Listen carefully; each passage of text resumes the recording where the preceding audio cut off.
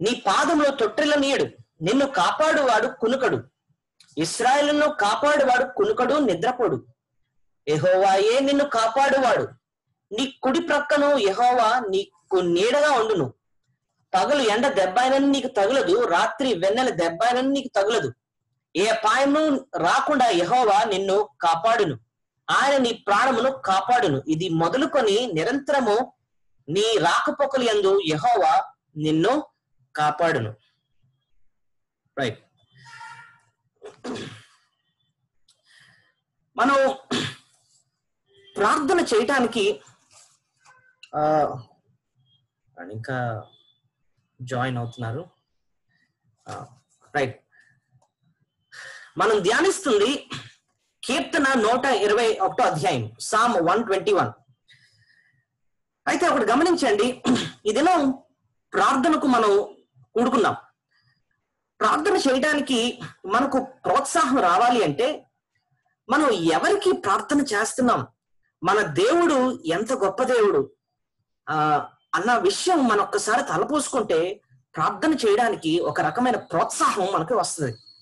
ఈ కీర్తన 121 అధ్యాయము మనకు ప్రార్థన చేయడానికి ఎంతో ప్రోత్సాహాన్ని మనకు ఇస్తుంది. ఈ కీర్తన 121 మనం గమనిస్తే టైటిల్లో దీన్ని యాత్ర కీర్తన అని రాయబడి ఉంటది కదండి. ఇదేంటిది? ఇది యాత్ర కీర్తన. యాత్ర కీర్తన అంటే ఏంటండి అంటే, నేను ఇంతకు ముందు ఒకసారి చెప్పాను, ఇశ్రాయేలు ప్రజలు సంవత్సరానికి కనీసం 3 సార్లు వాళ్ళు యెరూషలేము మందిరానికి ప్రయాణం చేసి వెళ్ళేవారు. అక్కడ వెళ్ళి అసలు యెరూషలేముకి ఎందుకు వెళ్ళేవారండి అంటే, యెరూషలేములో మందిరం ఉంది. ఆ మందిరం కూడా ఆ కాలంలో దేవాలయం ఒక స్పెషల్ గా ఉండేది. అక్కడ ఏంటంటే అతి పరిశుద్ధ స్థలం అంటూ ఉండేది. అతి పరిశుద్ధ స్థలంలో మందసం ఉంది. ఆ మందసం పైన కెరూబుల మధ్య నుండి దేవుని సన్నిధి అక్కడ ఉండేదన్నమాట. అయితే దేవుణ్ణి కలుసుకోవటానికి, ఆయన ఆరాధించడానికి ఆ మందిరానికి జనులు వెళ్ళేవారు అనమాట. అయితే మరి ఇప్పుడు కూడా మనం యెరూషలేము వెళ్ళాలా అండి అంటే లేదు, వెళ్ళనక్కర్లే. ఎందుకండి అంటే మన అసలైన యెరూషలేము ఏదండి అంటే పరలోక రాజ్యం.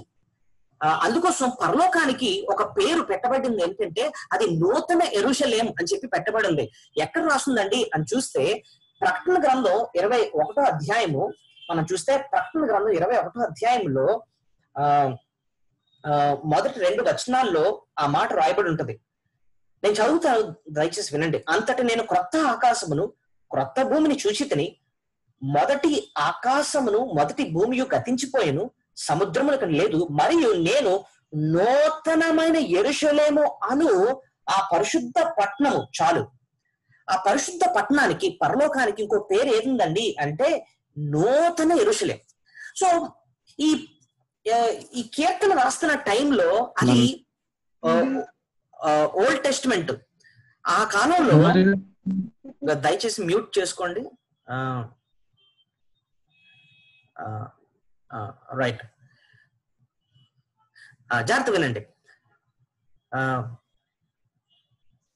పాత నిబంధన గ్రంథంలో ఆ దేవాలయం ఉండేది కాబట్టి వాళ్ళు, ఇశ్రాయేలు ప్రజలు ప్రయాణం చేసి ఆ మందిరానికి వెళ్ళేవారు. కానీ ఇప్పుడు యేసు ప్రభు మన కోసం ప్రాణం పెట్టాడు. ఆయన మరణించి తిరిగి లేచి ఆయన పరలోకంలో తండ్రి కుడి పార్శ్వాన ఆయన కూర్చుని ఉన్నాడు. మన ప్రయాణం ఏంటండి అంటే మనం ఈ లోకంలోనే యెరూషలేము కాదు, కానీ ఆ పరలోక పట్టణానికి ప్రయాణమే వెళుతున్నాం. అందుకోసం బైబిల్ మనల్ని కూడా, విశ్వాసుల్ని ఒక పేరు పెట్టి పిలుస్తుంది. ఏంటండి అంటే మనం యాత్రికులము. మనం కూడా యాత్రికులమే. అందుకోసం మొదటి పేతురు మనం చూస్తే మొదటి అధ్యాయంలో ఆయన యాత్రికులకు శుభమని చెప్పి వ్రాయినది అని చెప్పి మొదటి పేతురు మొదటి అధ్యాయం 1వ వచనంలో రాస్తాడు. సో విశ్వాసులకు ఇంకొక పేరు ఏంటండి అంటే యాత్రికులు. మనం వెళ్ళే ఊరు ఏంటండి అంటే పరలోకం. సో అయితే ఈ యాత్రలో, ఈ పరలోకానికి వెళ్ళే ఈ యాత్రలో దేవుడు ఆయన మనకి ఎంత సహాయం చేస్తాడో ఈ కీర్తన 121 అధ్యాయము మనకి నేర్పిస్తుంది అనమాట. ఈ కీర్తన 121 అధ్యాయము మనం ధ్యానిస్తున్నప్పుడు కనీసం ఒక 5 విషయాలు దేవుని గురించి మనకు అర్థమవుతాయి. ఈ 5 విషయాలు మనం ప్రభుని గురించి అర్థం చేసుకునేటప్పుడు మనకు ఇలాంటి దేవునికి నేను ప్రార్థన చేసుకోవాలి అని చెప్పి మనకి ఎంతో ప్రోత్సాహం మనకి దొరుకుతుంది. అయితే మన దేవుని గురించి మనం నేర్చుకునే ఈ మొదటి విషయం ఏంటండి అని చూస్తే ఆయన ఆయన సహాయకుడు. ఆయన ఎక్కడుంది చూడండి, కొండల తట్టు నా కన్నులు ఎత్తుచున్నాను, నాకు సహాయము ఎక్కడి నుండి వచ్చును, యెహోవా వలనే నాకు సహాయము కలుగును. సో మొట్టమొదటి మాట దేవుని గురించి మనం నేర్చుకునే మొట్టమొదటి మాట ఏంటండి అంటే ఆయన మన సహాయకుడు. దేవుడే నా సహాయకుడు. మీరు మనసులో చెప్పుకోవాలి, వాక్యం వింటున్నప్పుడు ఈ మాట అనుకోవాలి, దేవుడే నా సహాయకుడు. నేను ఆయనకు ప్రార్థన చేయాలి, ఎందుకు నేను ప్రార్థన చేయాలి, ఎందుకు ఆయనకు మొర్ర పెట్టాలి అంటే ఆయనే నా సహాయకుడు, ఆయనే నా సహాయకుడు. ఈ మొదటి వచనాన్ని మనం గమనిస్తున్నప్పుడు మనం చూడండి, కొండల తట్టు నా కన్నులు ఎత్తుచున్నాను అంటున్నాడు. ఈ కొండలేంటి, ఆయన ఎందుకు కన్నులు ఎత్తుచున్నాడు, ఏంటి ఈ సందర్భం అంటే నేను ఆల్రెడీ చెప్పాను. ఈ ఇశ్రాయేల్ ప్రజలు వాళ్ళు ప్రయాణం చేస్తున్నారు. ప్రయాణం చేస్తున్నప్పుడు వాళ్ళు యెరూషలేంకి దగ్గరికి వెళ్తున్నప్పుడు, యెరూషలేం అంటే అండి కొండల పైన ఎక్కడో ఉంది అది. సో యెరూషలేంకి వెళ్ళాలంటే కొండలు ఎక్కాలి, లోయలు దాటాలి, కొండలు ఎత్తులు ఎక్కాలి, లోయలు దాటాలి. అయితే ఈ కొండల్ని వైపు చూసి ఈ కొండల గురించి ఆలోచించినప్పుడు ఒకటి గుర్తుపెట్టుకోవాలి ఏంటంటే ఆ కొండ మీద ఆ ప్రయాణము చాలా భయంకరమైన ప్రయాణం. ఈ కొండలు ఎక్కుతున్న టైంలో జారిపోవచ్చు, అదొక ప్రమాదం వాళ్ళకు ఉంది. ఎందుకంటే ఈ కాలంలో ఉన్నట్టు ఆ కాలంలో రోడ్లు ఉండేవి కాదు. వాళ్ళు గుంపులుగా కొండలెక్కి ప్రయాణం చేసి యెరూషలేం పట్టణానికి వెళ్ళేవారు. ఆ టైంలో వాళ్ళు జారిపోయి ఆ లోయల్లో పడిపోవచ్చు, అదొక ప్రమాదం వాళ్ళకు ఉంది. ఇంకేంటండి వాళ్ళకి ప్రమాదాలు పొంచి ఉన్నాయనంటే వీళ్ళు ప్రయాణం చేస్తున్నప్పుడు పైనుంచి కొండల పైనుంచి పెద్ద పెద్ద బండలు దొర్లుకుని వాళ్ళనే పడిపోవచ్చు కూడా, అదొక ప్రమాదం కూడా ఉంది వాళ్ళకి. సో పైనుంచి బండలు పడిపోవచ్చు, ఒక పక్కన కాళ్ళు జారికపోవచ్చు. ఇవి కాకుండా ఇంకేంటంటే వాళ్ళకి ప్రమాదాలు పొంచి ఉన్నాయి ఆ కొండల మీద అని చూస్తే దొంగలు ఉంటారు.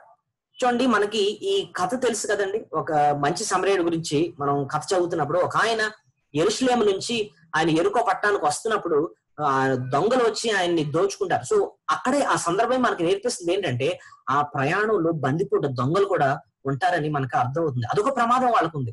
అంతేకాదు ఇంకేంటండి వాళ్ళకి ప్రమాదం పొంచి ఉంది ఈ ప్రయాణంలో అని చూస్తే వాళ్ళకి క్రూర మృగాలు ఉంటాయి. అవి కొండలు, అవి అక్కడ అడవులు ఉంటాయి, అడవుల్లో క్రూర మృగాలు ఉంటాయి. అది కూడా వాళ్ళకి ఒక భయంకరమైన శ్రమే. లోయలకు వెళ్తున్నప్పుడు డౌన్ వెళ్లాల్సి వస్తా ఉంటుంది, జారిపోవచ్చు. సో ఇవన్నీ ప్రమాదాలు ఉన్నాయన్నమాట. అయితే కొండల తట్టు నా కన్నులెత్తుచున్నాను, అసలు ఈ కొండలు ఎలా దాటాలి అని చెప్పి ఆలోచిస్తున్నాను. ఎన్నో ప్రమాదాలు పంచుకున్నాయని నాకు అనిపిస్తుంది, కానీ నాకు సహాయం ఎక్కడి నుంచి వచ్చును అని అంటున్నాడు. యెహోవా వలనే నాకు సహాయము కలుగును. ఎంత మంచి మాట అంటున్నాడు చూడండి.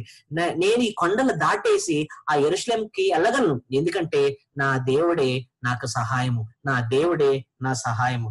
అందుకోసం ఈ మాట అంటున్నాడు, యెహోవా వలనే నాకు సహాయం కలుగును. ఏమండి ఈ జీవిత యాత్రలో మనకు కూడా ఎన్నో లోయలు ఉంటాయి, ఎన్నో ఎత్తులు ఉంటాయి, ఎన్నో ప్రమాదాలు ఉంటాయి, ఎన్నో శత్రువులు ఉంటారు.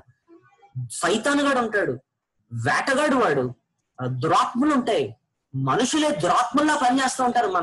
మనకి అగెయిన్స్ట్ గా మన నైబర్సే ఉంటారు దురాత్మల్లాగా, అసలు ఎంత పీడిస్తూ ఉంటారనమాట. మన బంధువులన్న వాళ్ళు, లేకపోతే శత్రువులు ఉద్యోగాల్లో ఉంటారేమో. కానీ ఇవన్నీ ఎలా దాటుకుంటూ నేను వెళ్ళాలి ఇలాంటి ప్రమాదాలు అంటే ఒకే ఒకటి మనం జ్ఞాపకం చేసుకోవాలి, ఏంటండి అంటే యెహోవా వలనే నాకు సహాయము కలుగును. సో మొట్టమొదటిగా మనం ప్రార్థన ఎందుకు చేయాలండి ప్రభునికి ఏంటి అని అంటే ఆయనే మన సహాయకుడు, ఆయనే మన సహాయకుడు. మోషే ఆయన తనకు బిడ్డలు పుట్టినప్పుడు ఒక బిడ్డకు ఏం పేరు పెడతాడంటే ఎలియాజర్ అని పేరు పెడతాడు. చూడండి ఎక్కడ ఉంటది అది, నిర్గమాకాండం 18వ అధ్యాయము, నిర్గమాకాండం 18వ అధ్యాయము 4వ వచనం. నిర్గమాకాండం 18వ అధ్యాయం 4వ వచనం. నా తండ్రి దేవుడు నాకు సహాయమై ఫరో కత్తివాత నుండి నన్ను తప్పించిననుకొని రెండవ వానికి ఎలియేజర్ అని పేరు పెట్టెను. ఇంతకీ ఎలియేజర్ అంటే ఏంటండి అని చూస్తే అక్కడ చిన్న నెంబర్ 5 అని ఒక చిన్న సంఖ్య ఉంటది. ఆ కింద ఏమని రాస్తుందండి అంటే దేవ సహాయము అని రాస్తుంది, దేవ సహాయము కదండి. సో దేవుడే నా సహాయకుడు, దేవుడే నా సహాయకుడు అని చెప్పి ఇక్కడ మనం చూస్తున్నాం. సో ఇక్కడ మొట్టమొదటి మాట మనం దేవుని గురించి నేర్చుకునేది ఏంటంటే యెహోవాయే నా సహాయము, ఆయనే మన సహాయకుడు. ఈవెన్ మోషే కూడా అదే పేరు పెట్టాడు కదా, నిర్గమాకాండం 18:4 ఆయనకి రెండో కొడుక్కి ఎలియాజర్ అని పేరు పెడుతున్నాడు. ఆ పేరుకి అర్థమే దేవ సహాయము, దేవుడు నా సహాయకుడు, గాడ్ ఇస్ మై హెల్పర్ అని అర్థం అనమాట. సో మొట్టమొదటిగా మనం ఎందుకండి దేవునికి ప్రార్థన చేయాలి, ఎందుకండి మనం కష్టాల్లో ఆయన దగ్గరికి వెళ్ళాలి అంటే ఆయనే మన సహాయము. రెండోది ఆయన గురించి ఇక్కడ ఏమి నేర్చుకుంటున్నామండి అంటే 2వ వచనం చూడండి, యెహోవా వల్లే నాకు సహాయం కలుగును, ఆయన భూమి ఆకాశములను సృజించినవాడు, ఆయన సహాయకుడు, ఆయన తప్పకుండా నాకు సహాయం చేయగలడు. ఎందుకంటే రెండోదిగా ఆయన సృష్టికర్త, ఆయన భూమి ఆకాశములను సృజించిన వాడు. సో ముందు ఆయన గురించి నేర్చుకుందాం, ఆయన సహాయం నేర్చుకున్నాము. రెండోది ఆయన ఒక మనిషి కాదండి, ఆయన ఎవరండి అంటే భూమి ఆకాశములను సృజించిన వాడు. మనం ప్రార్థన చేస్తుంది ఒక మనిషికి కాదు, మనం ప్రార్థన చేస్తుంది ఎవరికండి అంటే సృష్టికర్తకు. అక్కడ భూమి ఆకాశము అన్న మాట ఎందుకు అంటున్నాడంటేనండి, భూమి ఆకాశం అన్న మాటకు అర్థం ఏంటంటే సమస్తం అని అర్థం. మీకు కనిపించిన సమస్తం కూడా ఆయన సృష్టించిందే, మీకు కంటికి కనిపిస్తున్న ప్రతిదీ కూడా ఆయన సృష్టించిందే. మిమ్మల్ని భయపెడుతున్న ఆ కొండలు ఉన్నాయా, ఆ ప్రమాదాలు ఉన్నాయా, ఆ అడవి జంతువులు ఉన్నాయా, ఆ లోయలేంటి, లేకపోతే ఆ మిమ్మల్ని భయపెట్టే ఆ శత్రువులేంటి, సమస్తాన్ని ఆయనే తయారు చేశాడు.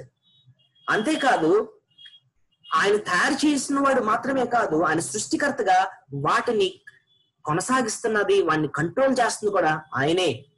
సో అంత అర్థం ఉంది ఆ లైన్ లో. ఆయన భూమి ఆకాశంలో సృజించిన వాడు అంటే అర్థం ఏంటంటే ఆయన సృష్టించడం మాత్రమే కాదు, ఆయన సమస్తాన్ని నిర్వహిస్తున్న దేవుడు అని అర్థం కూడా వస్తుంది. ఎలా చెప్పారండి అని చూస్తే ఒక వచనం చూద్దాం బైబిల్లో. కీర్తన గ్రంథం 33వ అధ్యాయము, దయచేసి తీయండి. కీర్తన గ్రంథం 33వ అధ్యాయము 6వ వచనాన్ని చదువుతాను. కీర్తన గ్రంథం 33వ అధ్యాయము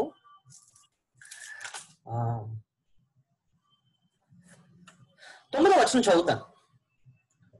ఆయన మాట సెలవీయగా దాని ప్రకారమాయను, ఆయన ఆజ్ఞాపింపగానే కార్యము స్థిరపరచబడెను.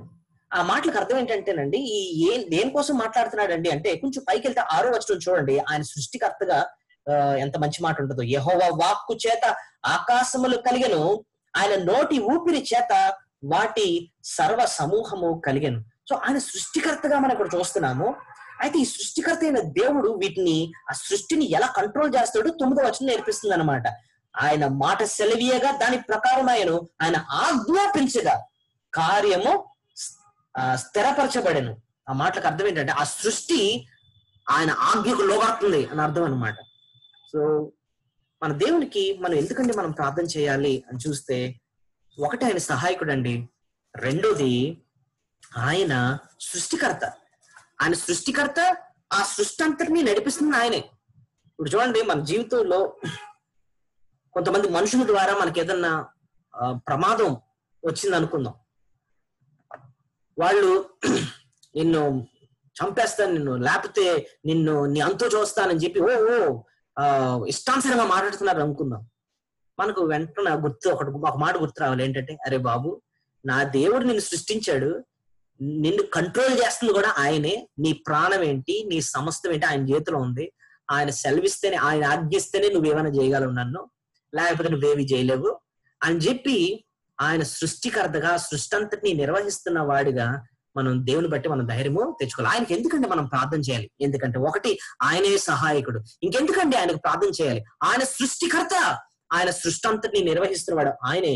అందు కాబట్టి మనం ప్రార్థన చేయాలి. దానియేలు జీవితంలో కూడా మనం అదే చూస్తాం.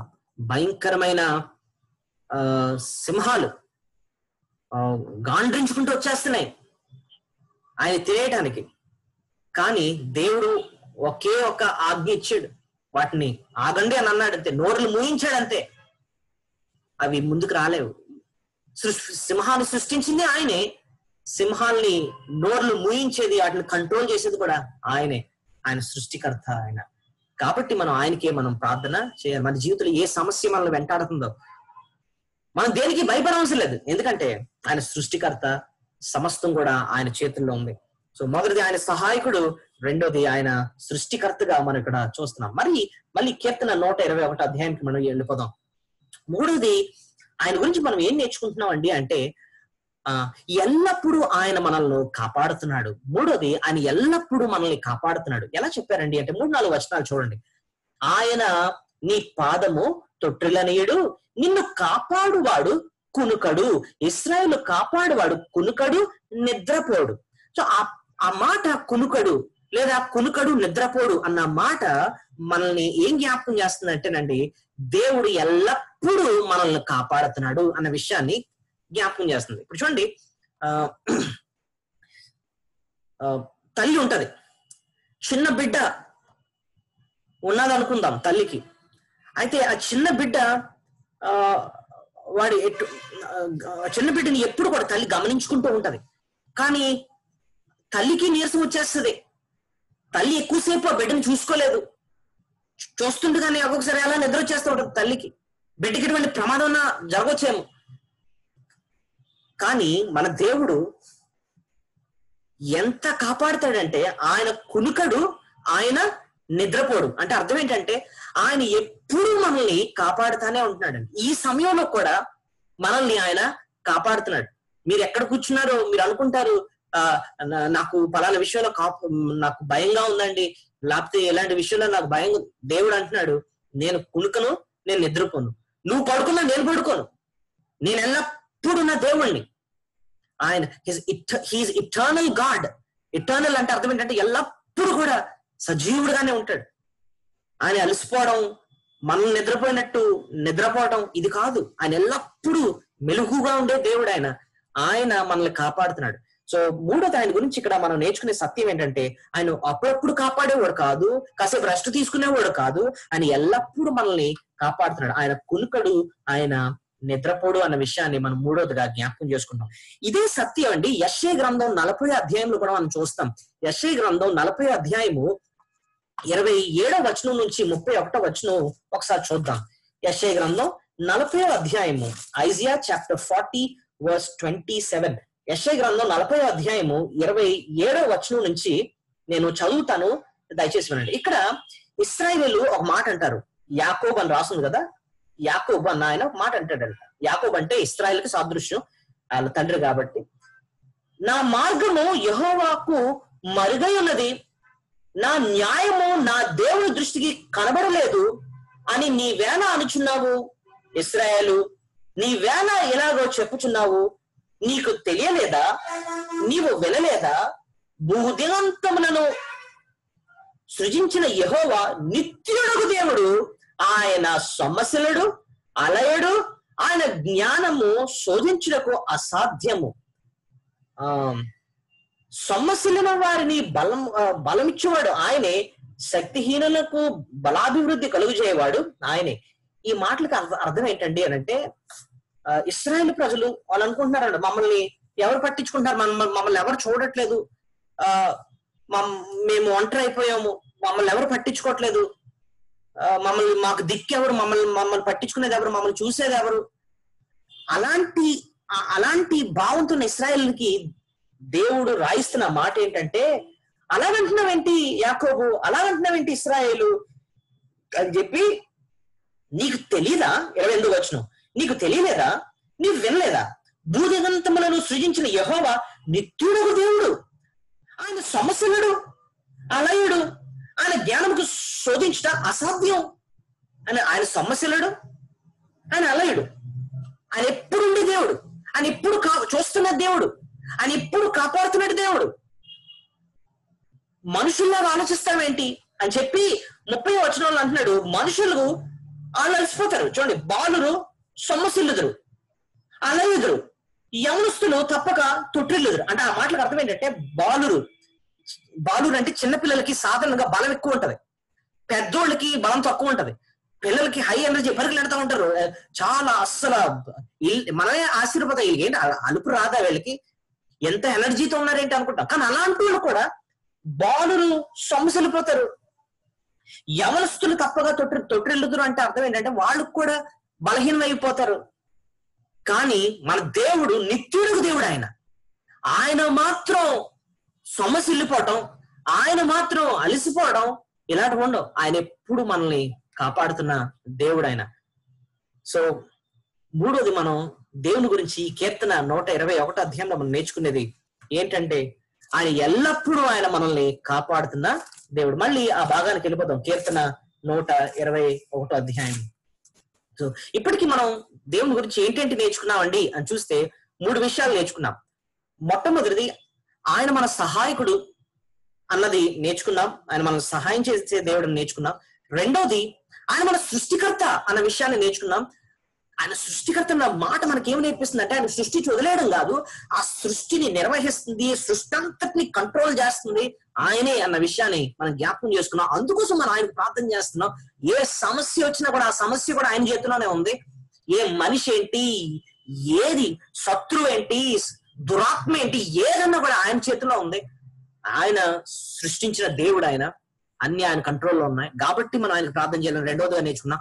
మూడోది, మనం ఆయన గురించి నేర్చుకుంది ఏంటంటే ఆయన అప్పుడప్పుడు కాపాడేవాడు కాదు, ఆయన ఎల్లప్పుడూ ఆయన కాపాడే దేవుడు. ఆయన కునుకడు, ఆయన నిద్రపోడు అన్న విషయాన్ని మనం మూడోదిగా మనం నేర్చుకున్నాం. నాలుగోది ఏంటండి అని చూస్తే మన పనిపాటుల్లో కూడా ఆయన మనల్ని కాపాడుతారంటండి. మన పనిపాటుల్లో కూడా ఆయన మనల్ని కాపాడుతాడు. పనిపాటులు అంటే అర్థం ఏంటంటే మన అనుదినం చేసే పనులు అనమాట. ప్రతి మీకు అక్కడ పనిపాట్ల గురించి ఎక్కడ రాస్తుందండి అని మీరు అనొచ్చు. జాగ్రత్త చూస్తే చూడండి, 5వ వచనం చదువుతున్నాను. యెహోవాయే నిన్ను కాపాడువాడు, నీ కుడి ప్రక్కను యెహోవా నీకు నీడగా ఉండును. కుడి ప్రక్క అన్న మాట ఉందా మీకు? కుడి ప్రక్క అన్న మాట దేనికోసం మాట్లాడుతుందంటే అంటే ఇప్పుడు చూడండి, మనం కుడి చెయ్యి చాలా బలంతో ఉన్నది. మనం కుడి చేతితోనే బోల్డెన్ పనులు చేసుకుంటా ఉంటాం కదండి. నేను లెఫ్ట్ హ్యాండర్ లేండి, అంటే నేను ఎక్సెప్షన్. కానీ సాధారణంగా మనుషులకి కుడి చెయ్యి ఎంతో అవసరం. ప్రతి పని కూడా కుడి చేతితో చేసుకుంటా ఉంటారు. సో కుడి చెయ్యి అనిన వెంటనే, కుడి ప్రక్క అనిన వెంటనే మనుషులు చేసే పనుల కోసం మాట్లాడుతుంది అక్కడ ఆ ఎక్స్ప్రెషన్. ఆ కుడి ప్రక్క నీకు నీడగా ఉండనంటే అర్థం ఏంటంటే నువ్వు కష్టపడి పని చేస్తున్నప్పుడు ఎలాంటి కష్టం ఉంటుంది నీకు, ఎంతో అంటే ప్రమాదాలు గురవుతా ఉంటావేమో, కానీ దేవుడు నీకు నీడగా ఉంటాడు. ఆ నీడన్న మాట కూడా ఎలా మనకు అర్థం చేస్తుందంటే చూడండి, పొలం పని చేస్తున్నాడు అనుకోండి, ఒక ఆయన ఎంతో కష్టపడుతున్నాడు కానీ ఎన్నో ప్రమాదాలు పొంచి ఉంటాయి. పైన చూస్తే భయంకరమైన ఎండ, అయితే దేవుడు అంటున్నాడు అలాంటి ఎండ దెబ్బ నీకు తగలకుండా నేను నీకు నీడగా ఉంటాను అన్న ఐడియా మనకు నేర్పిస్తుంది. కాబట్టి మనం 4వ విషయం మనం నేర్చుకుంటుంది ఏంటంటే మన పనిపాట్లలో కూడా ఆయన మనల్ని ఏం చేస్తాడంటే కాపాడుతాడు అనమాట. మనం ఉద్యోగం చేసుకుంటా ఉంటున్నాం, ఎన్ని ప్రమాదాలు పొంచి ఉంటాయో, ఇండస్ట్రీలో ఎక్కడన్నా, కంపెనీలు ఎక్కడన్నా పని చేస్తున్నాం, ఎన్ని ప్రమాదాలు ఉంటా ఉంటాయి. కానీ అలాంటి ప్రమాదాల నుంచి కూడా దేవుడు మనల్ని ఏం చేస్తున్నాడంటే ఆయన మనల్ని కాపాడుతున్నాడంట. అందుకోసం అక్కడ అన్న మాట చూడండి, నీ కుడి ప్రక్కన యెహోవా నీకు నీడగా ఉండును, పగలు ఎండ దెబ్బైనను నీకు తగులదు, రాత్రి వెన్నెల దెబ్బైనను నీకు తగులదు. పగలు, అందుకోసం ఇందాక చెప్పాను కదా, కష్టపడి పని చేస్తా ఉంటారు. ఎండ దెబ్బ ఎంత భయంకరమైందో తెలుసు, సన్ స్ట్రోక్ అంటారు. అలాంటి భయంకరమైన శ్రమల నుంచి దేవుడు కాపాడుతాడంట. మరి వెన్నెల దెబ్బ ఏంటండి అని మీరు అనొచ్చు. సాధారణ వెన్నెల దెబ్బలు ఉండవు కదా, మనకు తెలిసి ఎండ దెబ్బలే అని అంటా ఉంటాం. మరి వెన్నెల దెబ్బ దేనికోసం అండి చెప్తున్నాడంటే ఆ ప్రాంతాల్లో, జెరూసలేము ఆ ప్రాంతాల్లో అండి సాయంత్రాలు, రాత్రులు చాలా విపరీతంగా చలి ఉంటది అనమాట. ఇప్పుడు ప్రస్తుతం వైజాగ్ లో భయంకరమైన చలి ఉంది, మనం ఉండలేకపోతున్నాం. కానీ అక్కడ ఉదయాలు భయంకరమైన ఎండ ఉంటదట, సాయంత్రాలు విపరీతమైన చలి. ఆ చలి వల్ల వీళ్ళు అసలే ప్రయాణాలు చేసి వెళ్తున్నారు కదా, రాత్రి పడుకోవాల్సి వస్తా ఉంటది. ఆ టైంలో ఆ చలికి ఎన్నో అనారోగ్యాలు వచ్చే ప్రమాదం వాళ్ళకు ఉంది. సో దేవుడు అంటున్నాడు ఇక్కడ, ఆయన అలాంటి వెన్నెల దెబ్బలో, అంటే రాత్రి చలి వల్ల వచ్చే ప్రమాదాలు కూడా, అనారోగ్యాల వల్ల కూడా నుంచి కూడా ఆయన మనల్ని కాపాడుతాడు అన్నట్టుగా ఇక్కడ మనకు నేర్పిస్తున్నాడు. కాబట్టి ఇప్పటికి మనం 4 విషయాలు మనం నేర్చుకున్నాం. ఆయన సహాయకుడు అనే విషయాన్ని నేర్చుకున్నాం, దేవుడే మనకు సహాయకుడు అని నేర్చుకున్నాం. రెండోది ఆయన గురించి మనం నేర్చుకుంది ఏంటంటే ఆయన మన సృష్టికర్త అని నేర్చుకున్నాం. మూడోది ఆయన గురించి నేర్చుకున్నది ఏంటంటే ఎల్లప్పుడూ ఆయన కాపాడుతున్నాడు అని నేర్చుకున్నాం. 4వది మన పనిపాట్లలో కూడా, మన కుడి ప్రక్కతో మనం చేస్తున్న పనిపాట్లు కష్టపడుతున్నాం కానీ ఆయన మనకు నీడగా ఉండి మనల్ని కాపాడుతున్నాడు అని చెప్పి మన పనిపాట్లో కూడా ఆయన మనం కాపాడుతున్నాడని చెప్పి నేర్చుకున్నాం. అయితే ఇంకేం రాస్తుందో మనం చూద్దాం. 7వ వచనం, ఏ అపాయమును రాకుండా యెహోవా నిన్ను కాపాడును, ఆయన నీ ప్రాణమును కాపాడును. ఈ మాట ప్రాణము అన్న మాట ఉంది చూసారా? ప్రాణము అన్న మాట మనం అనుకుంటున్నాం జస్ట్ ఏదైనా యాక్సిడెంట్ అయిపోయి బ్లడ్ కారిపోతే ప్రాణం పోతుంది కదండి, ఆ ప్రాణమా అండి అని అనుకుంటున్నాం. అసలు ఆ ప్రాణం దేనికోసం మాట్లాడుతుంది అంటే దేవుడు మనకిచ్చిన నిత్య జీవం కోసం మాట్లాడుతుంది.